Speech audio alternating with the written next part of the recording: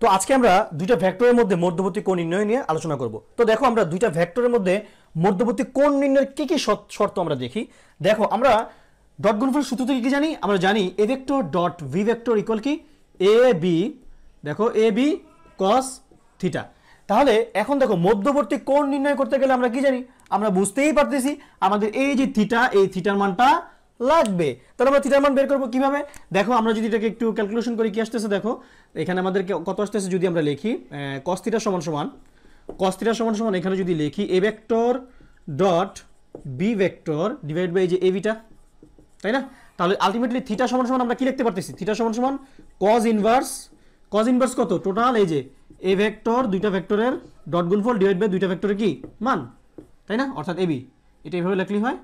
ওকে, তাহলে এই হচ্ছে আমাদের মূল অর্থাৎ সূত্রটা, অর্থাৎ থিটা ইকুয়াল cos ইনভার্স ওই দুই ভেক্টরের ডট গুণফল এবং দুই ভেক্টরের মান ডিভাইড বাই দুই ভেক্টরের মান, হ্যাঁ দুই ভেক্টরের মানের গুণফল আর কি, যেটাই বলি না কেন আমরা। তাহলে এই থিটার মান দিয়ে আমরা কাজ করব। ওকে, তাহলে এটা আমরা একটু উপরে লিখে রাখি, আমরা একটু এক্সাম্পলের মাধ্যমে দেখি যে কিভাবে মধ্যবর্তী কোণ নির্ণয় করতে হয়, কেমন? তাহলে এটা আমরা একটু উপরে লিখে রাখি, থিটা সমান সমান কত? cos ইনভার্স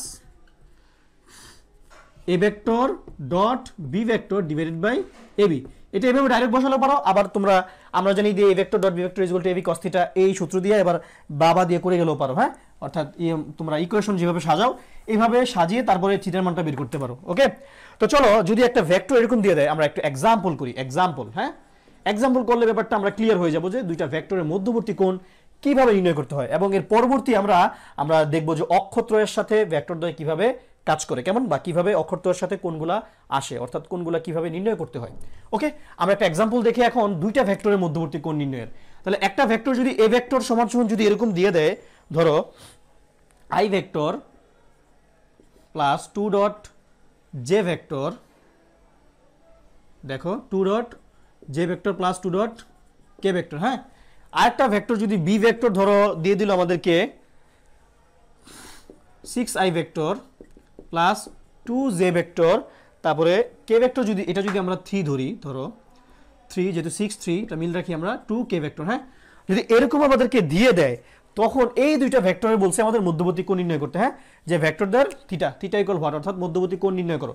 তখন আমরা কি করব? আমরা জাস্ট কি করব? আমরা ওই যে আমরা জানি দিয়ে করব যে A vector dot B vector is equal to A B cos theta, অথবা ডাইরেক্ট আমরা কোণ এইভাবে কোণ থিটা ইকুয়াল লিখতে পারি। আমরা আমার মতে যদি সৃজনশীল তোমরা করো ডাইরেক্ট থিটাটা দিলেও হয়, না দিলেও হয়, কিন্তু একটু করে নেওয়া ভালো, কেমন? আচ্ছা, তাহলে যদি আমরা লিখি এটা, আমরা কিন্তু একটু আগে দেখেছি যে theta equal cos inverse A vector dot B vector divide by A B, কেমন? অর্থাৎ এ মানে এ এর মান, বি মানে বি এর মান, বি ভেক্টরের মান এ ভেক্টরের মান, হ্যাঁ আচ্ছা আমরা জানি দিয়ে আমরা করি সৃজনশীল যখন আমরা করবো আমরা এটা এইভাবে করবো, অথবা থিটা ইকুয়াল লিখলেও হয়, কেমন? আচ্ছা, A vector dot B vector equal কি এ বি cos থিটা, কেমন? তাহলে এখান থেকে থিটার মান লাগবে আমাদের, আমরা ডাইরেক্ট এভাবে লিখতে পারি, আমি জাস্ট তোমাদেরকে একটু বোঝানোর জন্য আবার করতেছি এটা। দেখো তাহলে cos থিটা সমান সমান কি আসতেছে আমাদের? A vector dot B vector divided by A B. Okay, তাহলে আলটিমেটলি থিটা ইকুয়াল কত? Ultimately theta equal cos inverse কত আসতেছে? উপরে আমরা এই ভেক্টর দেখো A vector dot B vector মানটা বসাই, মান বসালে কত আসতেছে? এই যে A vector dot B vector আমরা কি প্রথমটা গুণ, দ্বিতীয়টা গুণ, তৃতীয়টা গুণ, তাই না? মাঝখানে তো প্লাস আসি, তাহলে প্রথমটার আই একক ভেক্টর অর্থাৎ x অক্ষ বরাবর আই একক ভেক্টরের সহগ বা সাথে কি আছে? মনে 1 আছে, তার মানে 1 এর সাথে 6 এর গুণ, 6 একে 6 প্লাস এরপর পরেরটা গুণ 3 দুগুণে 6 প্লাস এরপরে 2 দুগুণে 4 লিখে দিলাম। ওকে, আমাদের A vector dot B vector অর্থাৎ দুইটা ভেক্টর ডট গুণফল কিন্তু হয়ে গেল। এরপরে দেখো নিচে এ বি, এ মানে হচ্ছে এ ভেক্টরের মান, এ ভেক্টরের মান কিভাবে বের করা হয়? রুট ওভার এই সহগগুলোর বর্গের মানে সমষ্টি। তাহলে সহগ একক এ মানে আই একক ভেক্টরের সহগ মনে কি 1, তার মানে 1 স্কয়ার প্লাস যে একক ভেক্টরের সহগ মনে কি 2 স্কয়ার প্লাস সহগ বলতে কিন্তু এখানে কত একক গেছে, হ্যাঁ এখানে কিন্তু এক একক x অক্ষ বরাবর এখানে কিছু না যাওয়া মানে এক একক গেছে, এখানে y অক্ষ বরাবর 2 একক গেছে, আর এই যে ভেক্টর মান তো 1ই, ঠিক আছে? যে ভেক্টরটা দ্বারা বোঝায় y অক্ষ বরাবর, এবং দেখো এখানে 2 কে ভেক্টর মানে কি? অর্থাৎ কে ভেক্টর দ্বারা বোঝাচ্ছে z অক্ষ বরাবর, আর এইটা 2 ঘর গেছে বা 2 একক গেছে এরকম বোঝায়, কেমন? আচ্ছা, আর কে ভেক্টর এটার মান তো 1ই, এটার সাথে 2 একে 2 এখানে 1 একে 1, কারণ এই একক ভেক্টরটার মানই 1, আমরা জানি একক ভেক্টর মানই সেটার মান হবে অলওয়েজ 1। ওকে, তাহলে দেখো এর পরে কত? প্লাস এরপরে কত 2 স্কয়ার। ওকে, আচ্ছা এখন আমাদের এ ভেক্টরের মান বের হয়ে গেল। এবার বি ভেক্টরের মানটা আমরা করি ইনটু বি ভেক্টরের মান। বি ভেক্টরের মান কত দেখো, এগুলো সবগুলোর বর্গ, তাহলে 6 স্কয়ার প্লাস 3 স্কয়ার প্লাস এখানে কত 2 স্কয়ার। ওকে, এখন দেখো তাহলে আমাদের কি আসতেছে আলটিমেটলি, তোমরা লক্ষ্য করো আলটিমেটলি cos ইনভার্স, দেখো উপরে কত আসতেছে 6 4 10, 10 আর 6 কত এখানে 16, এবং দেখো নিচে আমাদের কত আসতেছে, এখানে একটু জায়গা স্বল্পতা রয়েছে, আমরা একটু উপরে করি, তোমরা লক্ষ্য করো, দেখো আমরা এই মানটা একটু উপরে করি, দেখো আমরা একটু এখানে এখানে করতেছি এটা, তাহলে cos inverse theta equal cos inverse কত আসতেছে, উপরে আসতেছে কত 10 আর 16, হ্যাঁ 16, আর নিচে কত এখানে 2 2 4 আর 1 9, রুট ওভার 9 ইন্টু কত রুট ওভার এখানে কত 6 6 36 আর 2 2 4 36 আর 4 কত 40 আর এখানে 3 3 9 49।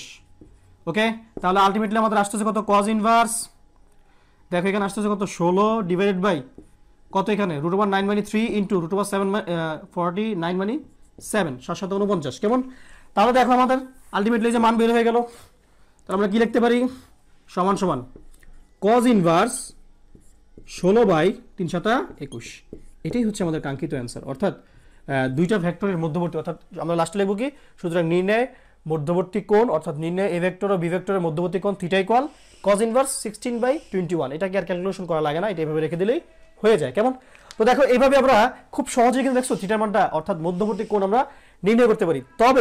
তবে আমরা এটা তো খুব সহজেই করি, কিন্তু ওই যে অক্ষরত্রয়ের মধ্যে যে মধ্যবর্তী কোণ নির্ণয়ের যে ব্যাপারটা, এটা করতে গেলে কিন্তু আমরা অনেকেই একটু দ্বিধাদ্বন্দ্বে পড়ে যাই যে কি বসাবো বা কিভাবে করব, আমরা ভুল করে ফেলি।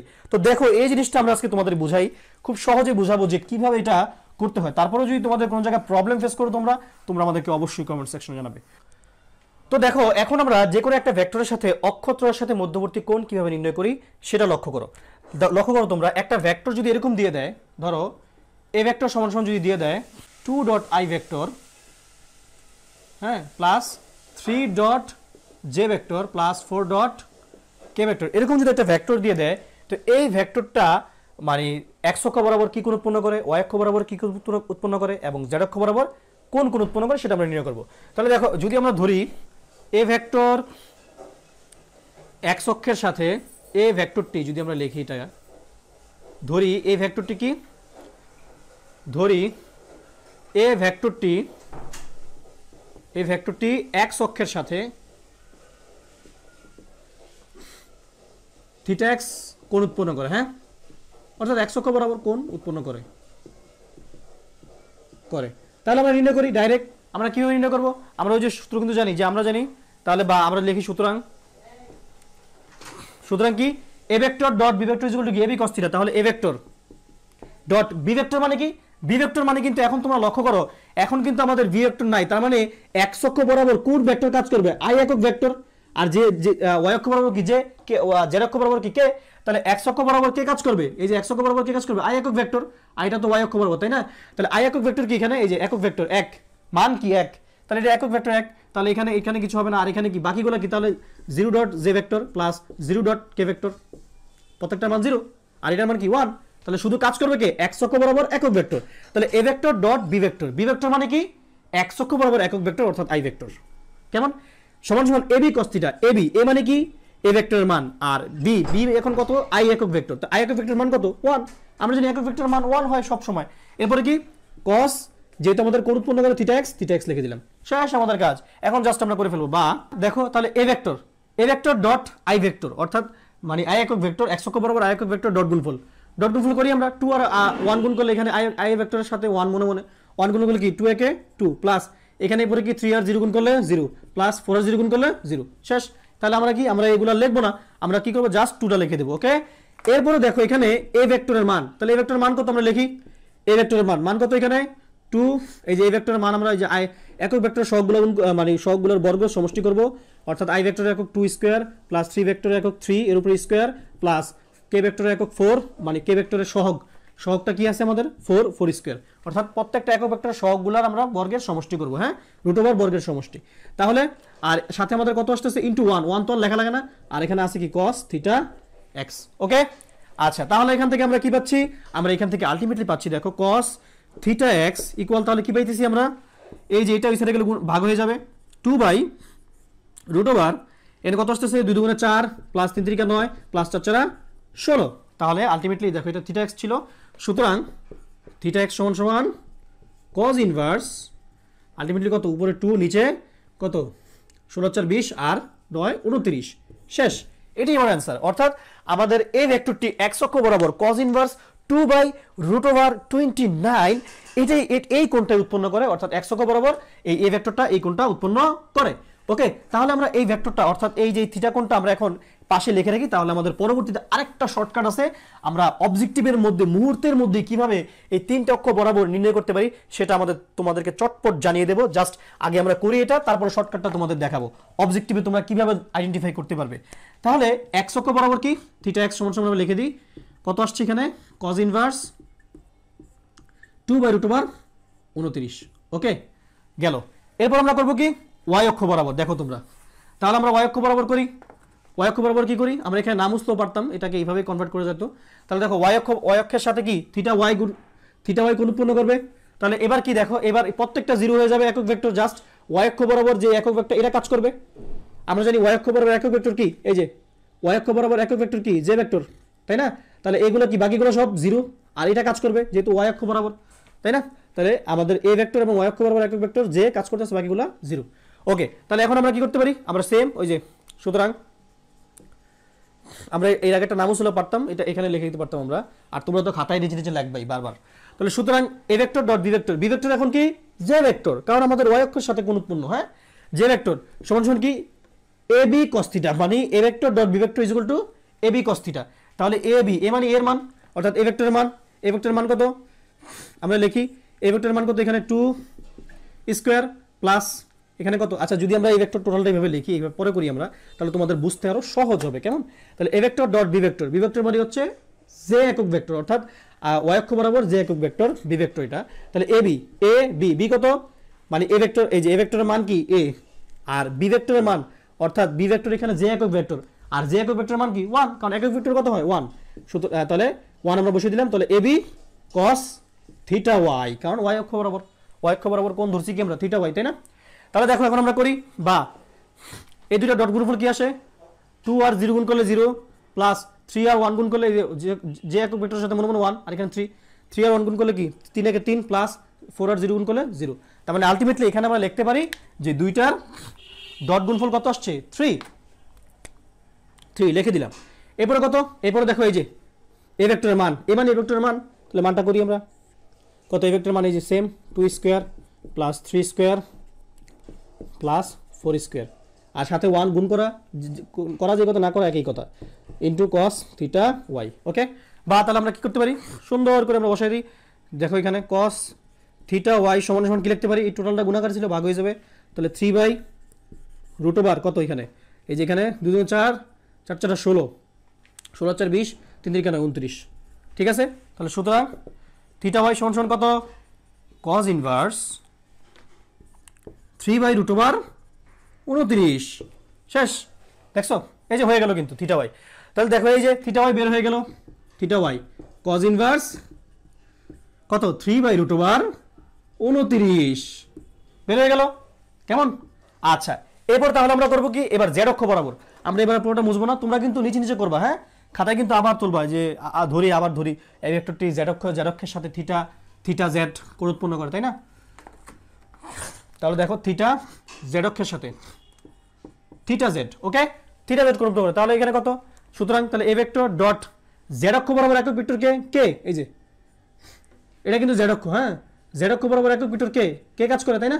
তাহলে দেখো আমরা কি করব, এই জেড অক্ষের সাথে, তাহলে সুতরাং A vector dot B vector is equal to A B cos theta, তাহলে A vector dot B vector কি, বি ভেক্টর এবার কি জেড অক্ষ বরাবর একক ভেক্টর, তার মানে কে, তাহলে এখানে কি হবে, এখানে হবে কে একক ভেক্টর ইনটু সমান সমান কি এ বি কস থিটা, তাহলে এ হচ্ছে এ ভেক্টরের মান, বি হচ্ছে বি কত কে একক ভেক্টর, কে একক ভেক্টরের মান কত 1, আমরা জানি সব একক ভেক্টরের মান কত 1 হয়, কারণ একক মানেই কি 1, এরপরে কি cos থিটা, তাহলে A vector dot B vector is equal to A B cos theta. Okay 3, এই যে 3টা দেখো, এই যে এটা টোটালটা এই 4 এর নিচে যাবে, তার মানে উপরে কি আসবে 4, তারপরে এখানে কত আসবে, তার মানে 4, আর বাকি সব ঠিক থাকবে। থিটা জেড কত আসতেছে দেখো, এখানে আমাদের থিটা জেড হবে এটা, হ্যাঁ থিটা জেড, এখানে কত থিটা জেড, তাই না?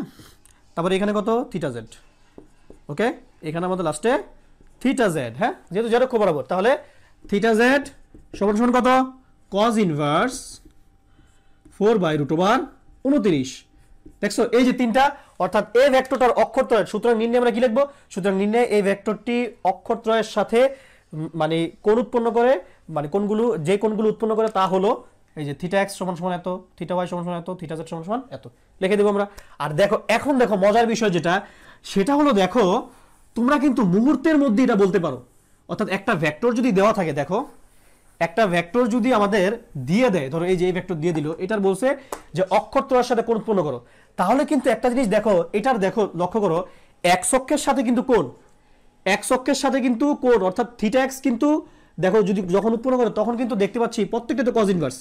কজ ইনভার্স কি, এই একক এক্স অক্ষ বরাবর যে একক ভেক্টর আই কাজ করতেছে তার সহগটা, দেখো তার সহগটা ডিভাইড বাই পুরা এই ভেক্টরের মানটা, অর্থাৎ এই ভেক্টরের মান কত, 29 আইতেছে আমাদের, এই যেটা করলে √2² + 3² + 4² করলে 29। ঠিক দেখো ওয়াই অক্ষ বরাবর আমরা যদি করি থিটা ওয়াই করলে দেখো কজ ইনভার্স জাস্ট ওয়াই অক্ষ বরাবর যে একক ভেক্টরটা জে, জে এর সহগটা দেখো, তাহলে উপরে জে সহগ কি 3, এর নিচে কত, নিচে এই টোটাল একক ভেক্টরটার মান, অর্থাৎ কত, সরি টোটাল এই ভেক্টরটার মান, তার মানে কত, √29।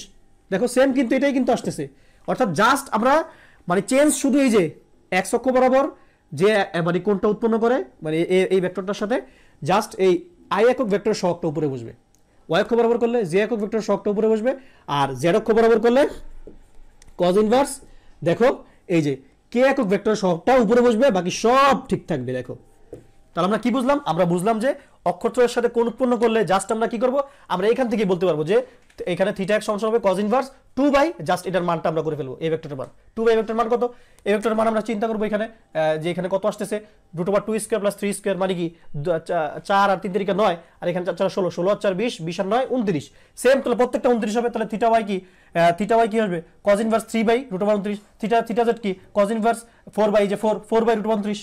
একেবারেই সহজ, তাই না? আমরা কিন্তু এত বড় অঙ্ক করা লাগে না যদি আমাদের অবজেক্টিভ দিয়ে দেয়। আর আমাদের যদি আমাদের সিকিউতে বা আমাদের যদি কি বলে সৃজনশীলে দেয়, তখন কিন্তু আমাদের এইভাবে মানে একদম যেভাবে লিখে লিখে আমরা বুঝাইছি এইভাবে করতে হবে। আর অবজেক্টিভের জন্য জাস্ট তোমরা এভাবে করতে পারো, আর তোমাদের অ্যান্সারটা সঠিক হয়েছে না ভুল হয়েছে তখন কিন্তু তোমরা এখানে এটার সাথে জাস্টিফাই করলে কিন্তু বের হয়ে যাবে যে অ্যান্সারটা সঠিক না ভুল। তো আমি আশা করি তোমরা খুব মজা পেয়েছো। আর তোমাদের যদি কোনো জায়গায় প্রবলেম ফেস করো তোমরা আমাদেরকে অবশ্যই কমেন্ট সেকশন জানাবে। তো আজকে এই পর্যন্তই, সবাই ভালো থাকো, সুস্থ থাকো, নিরাপদে থাকো। আল্লাহ হাফেজ।